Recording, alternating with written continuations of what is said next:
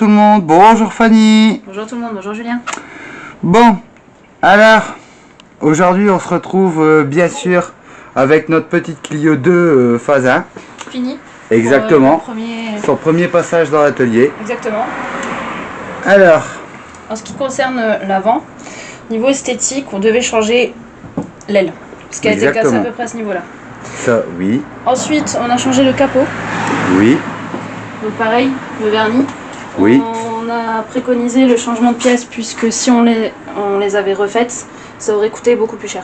Ça, c'est sûr. Et tout le long du projet, on a toujours été restreint à un niveau budget, donc il a fallu calculer, faire des concessions et tout ça. Donc... Et il a fallu qu'on gère le budget aussi. Voilà. Donc, aile avant droite, capot, aile avant gauche. L'aile avant gauche qui était la plus abîmée. Exactement. Bon, celui-ci de capot, il n'est pas non plus tout neuf, nickel. Mais on va dire que dans la masse, ça se confond mieux que ce que c'était à la base. Exactement. Et en même temps, ce qu'on voit, c'est que là, celui-là, il lui manque pas de vernis. Non. À ça, on a quand même pu faire des petites économies. Oui. Sur la façade avant. C'est-à-dire que les phares, au lieu d'être changés, on les a nettoyés. On les a rénovés, voilà. Comme rénovés, nettoyés, comme d'habitude. Donc comme ça nous a fait une économie là-dessus. Et la lame de pare-choc aussi a été redressée. Oui. Pareil, au lieu de la changer, on l'a redressée. Voilà. Et en même temps, ça nous a pris du temps, mais on est arrivé à un résultat. Exactement. Et tant qu'on est dans la lame de pare-choc, oui. Bien sûr, parce que ça se voit sur la vidéo. On a donc repeint nos jantes. Oui. Voilà. On les a nettoyées, brossées, etc. Parce qu'elles étaient quand même très abîmées. Parce qu'on ne pouvait pas changer les 4. Donc non. On a pu en changer que 2. Oui. Mais avec ce souci de budget. Mais franchement, pour l'instant, c'est un pari réussi. Et petite chose aussi qu'on n'avait pas dit avant, c'est les pare-boues. Les pare-boues à l'avant, donc cette partie qui est juste là, des deux côtés ont été changés. Oui, parce qu'ils étaient cassés et là donc on n'a pas pu réparer ça comme ça puisqu'il manquait des morceaux. Dernière partie esthétique qu'on a pu faire à moindre coût. Oui. Ceci, le petit joint de pare-choc là, sur le côté. Pare-choc. Fréquence. Le petit joint de pare-brise là sur le côté qu'on a recollé avec de la colle à pare-brise pour éviter les fuites et puis que ce soit plus joli aussi esthétiquement parlant. C'est pas nickel, mais on a fait ce qu'on a pu avec le matériel qu'on a pu trouver, histoire de toujours pallier à ce problème économique. Voilà, donc en ce qui concerne la face avant, c'est ça. C'est fait. Et franchement, j'ai envie de te dire que le résultat est carrément pas mal. C'est clair, ça change. Quand on voit notre aile du début et notre capot, bon, mis à part cette trace là sur le capot, ainsi que celle-ci et celle-ci, mais sinon, mis à part ça, on est bien. C'est déjà nettement mieux et pour l'instant, le budget a donc été respecté. Exactement.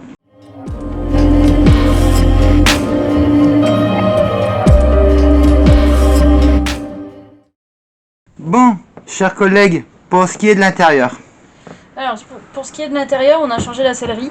Oui. Puisqu'on avait vu que sur l'autre, il manquait de la mousse un petit peu partout, il y avait des coups, des accros. Bon, là, la sellerie n'est pas parfaite, certes. Mais il manque pas de mousse nulle part. Voilà. C'est déjà le principal. Seul défaut, c'est ces deux petits... bon, on peut même pas dire que c'est des trous, il manque pas de matière. Le tissu n'est pas percé. Mais bon. Et à ça, il y a un petit accroc derrière qu'on verra après. Mais sinon, il manque pas de mousse nulle part et ils sont quand même en bon état. Et surtout, ils ne sont pas craqués au niveau du siège conducteur. Parce que ça, c'est un des défauts souvent sur toutes les selleries en fait. Ouais. Où le tissu ou le cuir ou quoi que ce soit est complètement craqué sur le côté ou avachi. Voilà. Là, c'est nickel. L'assise, elle est bonne. C'est ça. Ensuite, chers collègues. Et ensuite, on a changé les aérateurs. On a ajouté une petite boîte de personnalisation. Quand on a vu qu'on pouvait les avoir en gris, étant donné que la voiture était grise et puis que c'était plutôt pas mal, on a décidé de les prendre en gris. Voilà, exactement. Et en même temps, ça n'a pas coûté plus cher non plus, puisque c'était quasiment le même prix. Ensuite, on a changé la console, qui est juste ici. Oui. Puisque le cendrier ne tenait plus. Mais là, il tient. Là, il tient, mais bon, en même temps, c'est parce que là-dessus, il y avait deux défauts. Donc, c'est parce qu'en fait, la console en elle-même, là où le cendrier se pose, était on va dire, les deux glissières qui doivent tenir normalement le cendrier, forcément, étaient cassées. Et le cendrier lui-même était cassé, puisqu'il ne tenait plus tout seul. Et un cendrier, on sait tous que c'est très pratique, pour la simple et bonne raison que, même si on n'est pas fumeur, on s'en sert souvent comme porte-monnaie. Exactement. Ça, c'est sûr. Sinon, à part ça, dans l'intérieur, on a juste fait un bon gros nettoyage. Franchement, il y en avait il y a bien besoin. Et le seul bug qu'on n'a pas pu changer, c'était la casquette qui est assez abîmée. Mais faute de budget, on a préféré économiser comme par exemple ici. Voilà.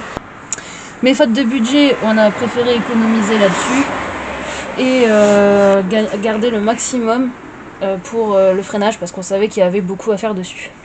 Franchement... Pas autant, certes, mais on savait qu'il y avait du taf niveau freinage. Franchement, moi-même, je me serais pas douté qu'il y en avait autant. C'est sûr. Donc sinon, avec tout ça de refait, bon là, c'est vrai, là pour le coup, pour aujourd'hui, on a oublié de repasser l'aspirateur, mais c'est rien, on fera ça après. Oui, t'as envie de lui donner quand même. Oui, c'est vrai, en fait, on a tout préparé.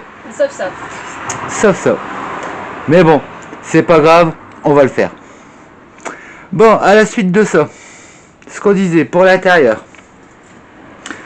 Autre défaut, c'était ça. Ici. D'ailleurs, il faut que je la retrouve. Ouais, là, je crois. Ouais. Voilà. Donc, c'est pas bien méchant. Mais sinon, même l'arrière, il est quand même très propre. Plus que correct. Et franchement, tu vois, les panneaux de porte avec l'intérieur qu'on a changé, parce que bon, bah, changer les 4 panneaux de porte, ça aurait quand même coûté assez cher. Donc tu vois, quelque part, on a le gris des sièges ici et le gris des panneaux de porte au niveau de l'habillage, qui est franchement pas mal. Donc, et de toute façon, la sellerie, on était obligé de la changer puisque sur la série RXT, il y avait des appuis-têtes. Et là, on les avait plus. Et on ne les avait plus. Et le problème, c'est que si appuis-têtes il y a au contrôle technique, s'ils ne sont pas là, ça ne passe pas. Voilà, c'est contre-visite.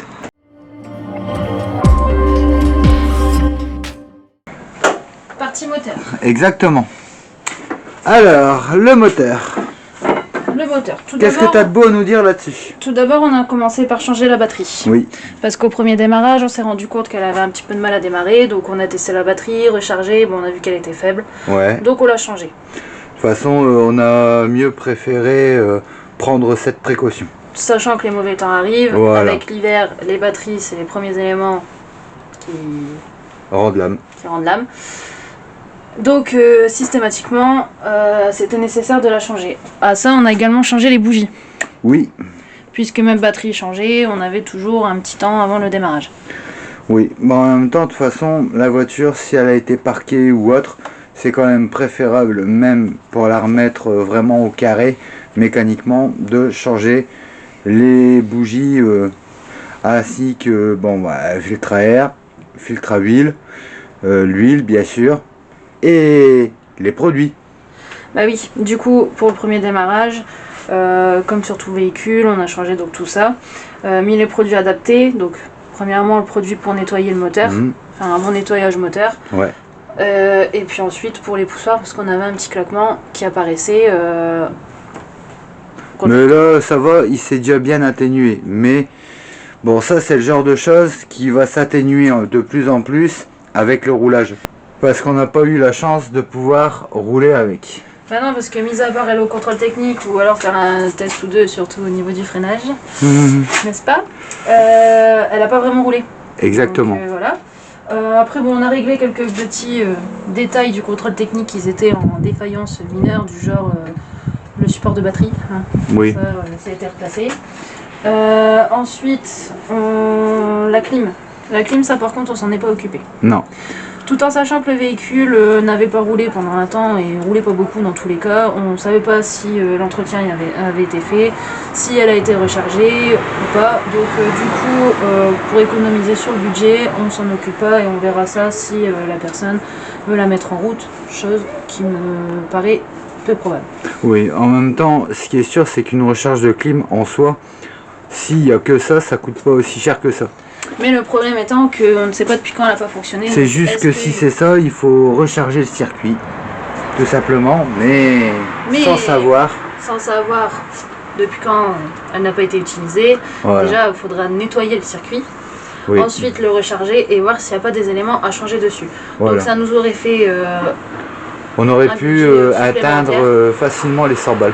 Voilà, donc c'est pas nécessaire. Voire peut-être plus. C'est pas vital, c'est pas nécessaire. Donc on a plutôt gardé une partie de budget pour le freinage parce que ça... Si, avec ça. Si, avec ça, tout à fait. Bon, sinon, chers collègues, oui. Maintenant, ce qu'on fait voir.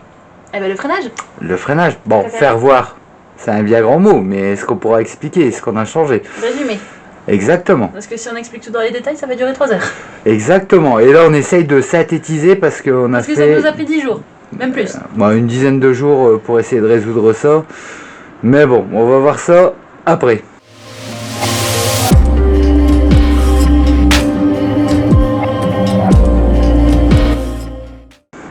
Bon, alors, chers collègues, je te laisse expliquer tout ça. On va passer à la plus grosse partie du projet, celle qui nous a pris le plus de temps. Oui. Le freinage. Ça fait du bien de se faire remplacer et que ce soit toi qui prennes la parole pour ça, tiens. Ah ouais, bah tiens, j'en ai tellement entendu parler pendant 10 jours du freinage que c'est bon, maintenant je suis au carré, je sais comment ça se passe et je suis sûre de rien oublier. Oui, mais bon, justement, moi, tu sais que pour moi, ça me fait une pause. Certes. Donc, le freinage, il était revenu du contrôle technique qu'il y avait une usure prononcée des disques et plaquettes. Tout à fait, jusque-là, d'accord. Donc, on a commencé par les choses les plus simples. Hein. Oui. On s'est dit, course trop longue à la pédale, on va déjà changer ça. Hein. C'est sûr qu'avec des plaquettes complètement usées et des disques plus que très abîmés, ça ne pouvait pas fonctionner. Mais ça, on l'a vu sur la vidéo. Voilà. Donc, disque, plaquettes avant changées. Toujours en occasion pour un souci de budget. Kit de frein arrière, pareil, on a pu trouver en occasion super bon état. Donc, on l'a posé. Jusque là, tout va bien. Mais ça ne nous a pas ramené notre assistance à la pédale. Non. Donc, on s'est dit, dans ces cas-là, la chose la plus probable, c'est le servo-frein ou mastervac. Chose qu'on a changé. Celui-ci. Le machin là dans le fond. Le machin là dans le fond. T'es explicite, toi. Tout à fait. Donc, on a changé ça. Ouais. Avec tout un tas d'acrobaties diverses et variées. Hein, pour la petite histoire, je me suis retrouvée coincée entre le volant et le siège. J'ai eu besoin d'un assistant pour sortir de là. Et ça, d'ailleurs, je pense que tu t'en rappelles maintenant. Ah oui, on a bien rigolé ce jour-là. Ça, c'est sûr. Ah ça, pas d'amélioration. On a vu au niveau de la valve. Oui.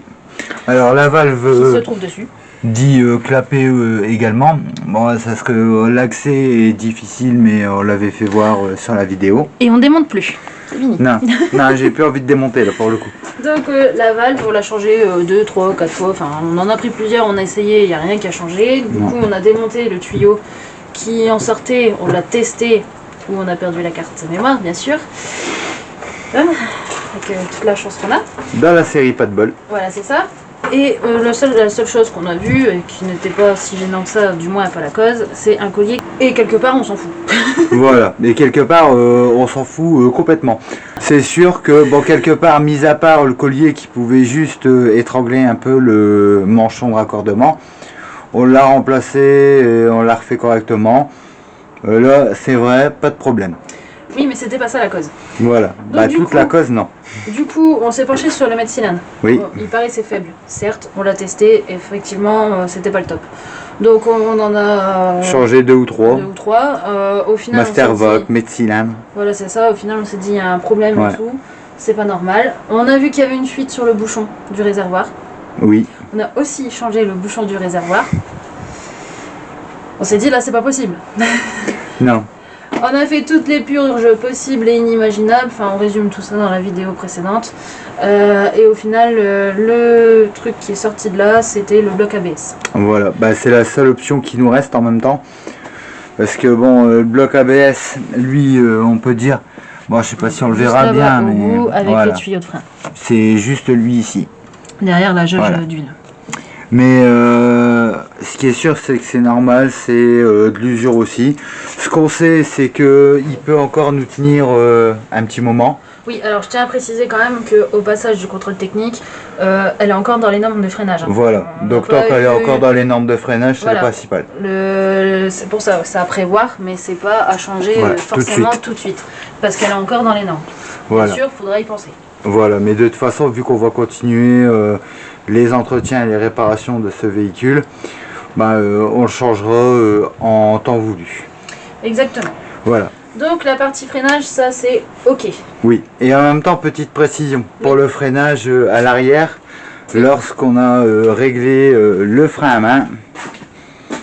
Donc, le frein à main, je l'ai réglé de l'intérieur de l'habitacle, à savoir que, parce que bon, on nous l'a dit, oui, mais je l'ai pas forcément dit lors de la vidéo, c'est qu'on avait ajusté le kit de frein à main comme on le fait traditionnellement avec le rattrapage automatique, et si on l'a réglé de l'intérieur, c'est parce que c'est les câbles d'origine et en même temps avec l'allongement du câble systématiquement, voilà pourquoi on a dû le régler à l'intérieur dans l'habitacle. Voilà. Bon, chers collègues, oui. Passons maintenant à la suite des événements.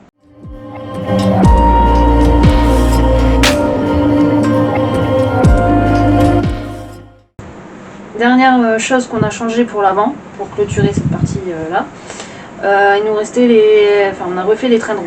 Oui. C'est-à-dire que de ce côté-là, au contrôle technique, il y avait un problème de coupelle, oui, mais on n'avait pas de ressorti un problème de triangle. Oui, ça. Au démontage, on a bien pu voir en vidéo que le triangle s'était séparé en plusieurs parties. C'était bien admis, parce que c'était pas prévu. Donc on a dû changer le triangle, le souplet de crémaillère, oui, qui est en dessous. Souplet de crémaillère, bah là, non, on le verra pas. On verra pas du tout. Non, ça c'est sûr. Donc le triangle, le souplet de crémaillère, et on a aussi changé, réparé les amortisseurs pour dire de ne pas changer les pièces complètes. Voilà. C'est-à-dire que d'un côté, l'amortisseur, c'était la coupelle qui était défaillante, de l'autre côté, c'était un ressort qui était cassé. Voilà, donc on avait plusieurs amortisseurs qui correspondaient à ça. On a quand même dû en acheter un, typique de Clio, pour avoir le bon ressort. Mais pour la coupelle, on a pu démonter plusieurs amortisseurs pour en refaire une paire correcte. Et l'avantage, c'est qu'au moins, on a refait vraiment les amortisseurs en pièce à pièce. Voilà, comme ça on sait que les amortisseurs ils sont ok, et en même temps ça nous a fait économiser une belle partie, parce que si on aurait dû acheter les deux amortisseurs complets en neuf, ça aurait pas été le même prix, et là on a pu tout faire en occasion. Ouais. Donc ça, à ce jour, nous sommes toujours encore dans le budget. Exactement, jusque là encore tout se passe bien.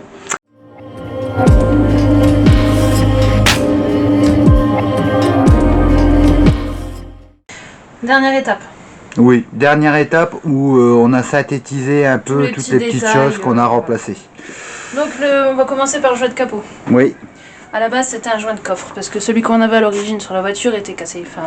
Cette partie-là se détachait, ça ne tenait plus. Du coup on avait un deuxième joint de coffre, on l'a modifié pour dire de pouvoir faire un joint de capot. Et ça fonctionne très bien. Exactement. En même temps c'est du recyclage et ça fait de l'économie pour le budget. Exactement. Bah de toute façon, en même temps, j'ai envie de te dire, des économies, on n'avait pas le choix d'essayer d'en faire un maximum, vu la quantité de choses qu'il y avait à faire. C'est sûr. On a aussi réglé la fermeture de capot. Oui.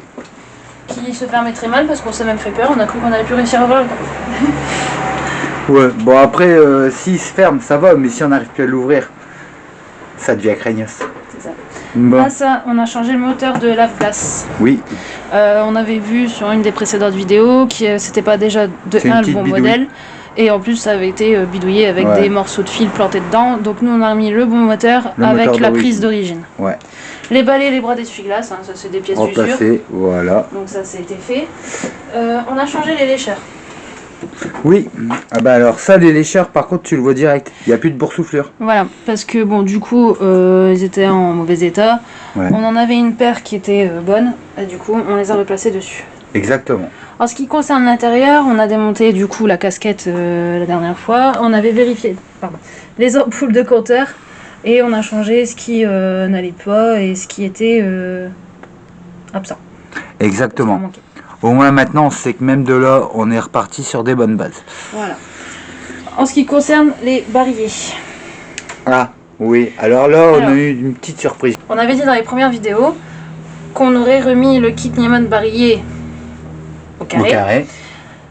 Mais on n'a pas pu. Non, mais alors on n'a pas pu. Pour la simple et bonne raison que quand on a démonté la clé, l'émetteur de centralisation, on s'est rendu compte qu'il était cassé. Qui est en miettes. Voilà, donc en fait, il nous aurait fallu changer émetteur-récepteur et prendre un kit Niemann barillier en rapport à ça. Exactement, et là, en fait, ça aurait fait monter le budget. Un peu trop. Parce que même nous, bon, le kit Niemann barillier, oui, on l'avait bien, peut-être, mais on n'avait pas l'émetteur-récepteur, puisque nous, c'était du phase 2, là, c'est du phase 1, et c'est pas tout à fait pareil. Voilà, donc on n'a pas cherché, c'est pas un truc qui est, comment dire, capital pour la voiture, donc ça sera à faire par la suite. Si ça dérange ou pas. Ça dérange. Donc ça fait que là, en fait, on totalise 3 clés.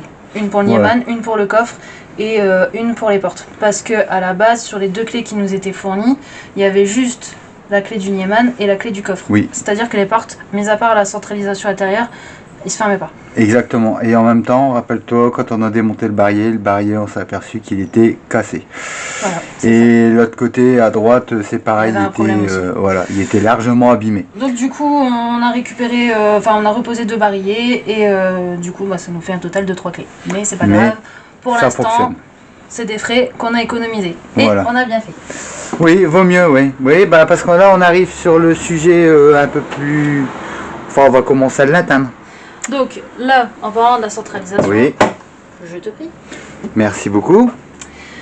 Nous avons changé le moteur de centralisation parce que je crois que j'avais annoncé à la base que c'était à l'arrière droit, mais au final, c'est à l'arrière gauche. C'est à l'arrière gauche et c'était juste le moteur qui était HS. Voilà.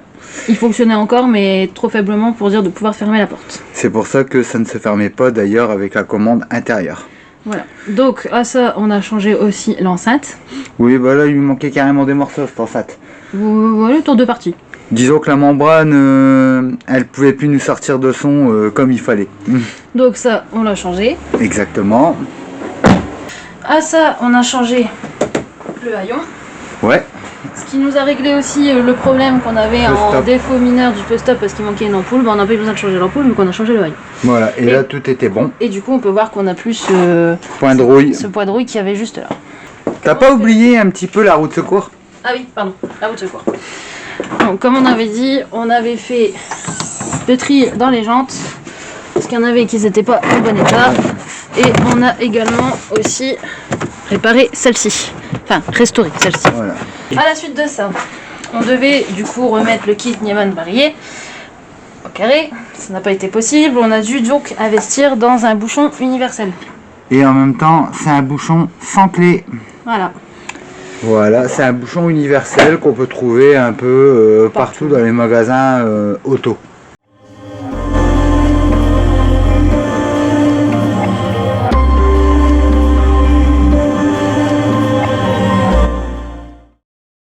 Bon, sinon avec tout ça, chers collègues, maintenant... Avec tout ça, on en est au bilan.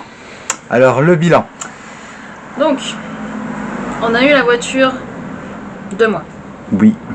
On a passé plus d'une centaine d'heures dessus. Largement plus d'une centaine d'heures, on n'a pas vraiment compté. Non, non.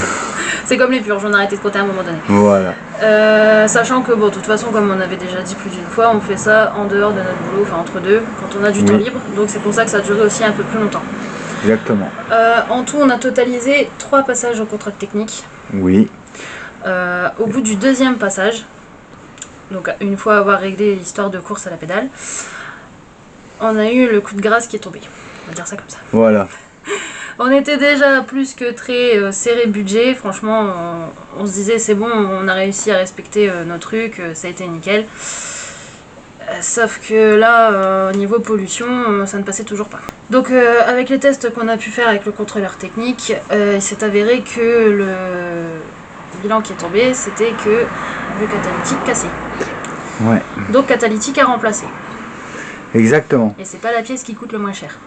Non. Donc pour ce modèle-là, on l'a eu à 207 €, il me semble. Oui. On a réussi à l'avoir à 207 €, chose qu'on n'avait plus dans le budget. Exactement. Tout en sachant qu'au début de projet, on s'était mis d'accord avec la personne pour garder une partie d'argent pour les papiers. Voilà, parce que la somme totale avec papier était 1500 €.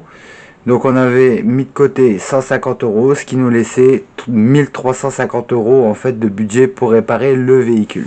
Voilà. Donc du coup, ces 150 € là mis de côté pour la carte grise, on n'a pas eu le choix que de les utiliser. Exactement. Et malgré tout, on ne rentrait pas dans les frais en fait.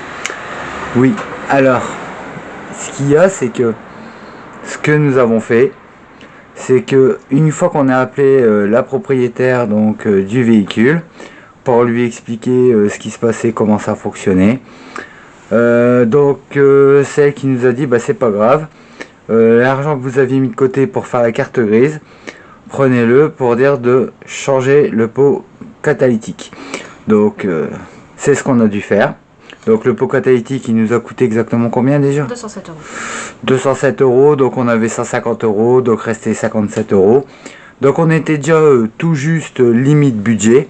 Et on a donc fait des prix sur nos pièces qu'on avait remis sur le véhicule pour dire de rester quand même dans le budget des 1500 € de base au total.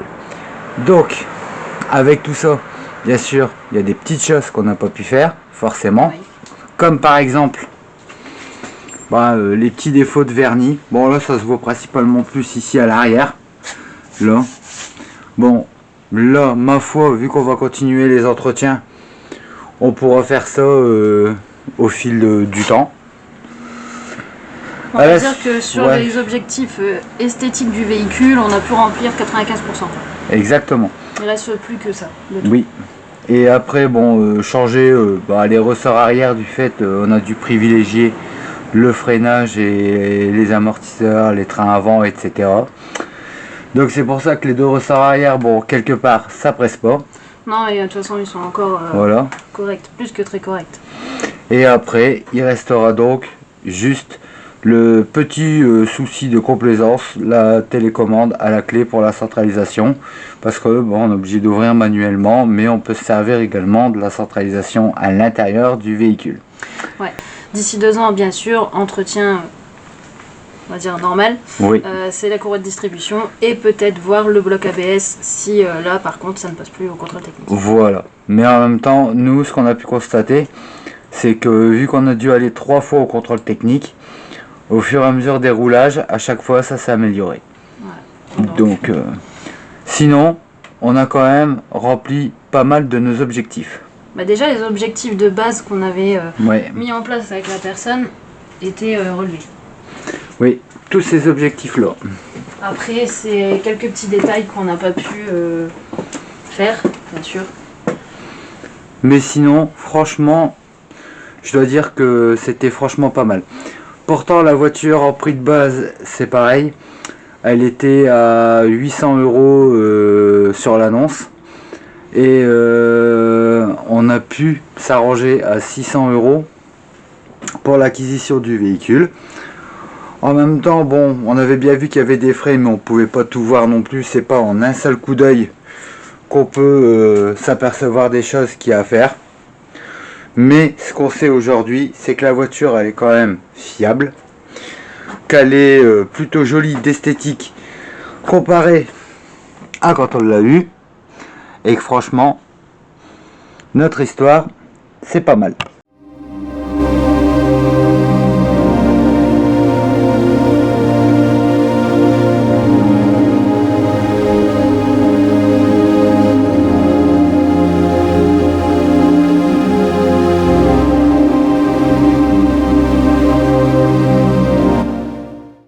Donc, avec tout ça, chers collègues.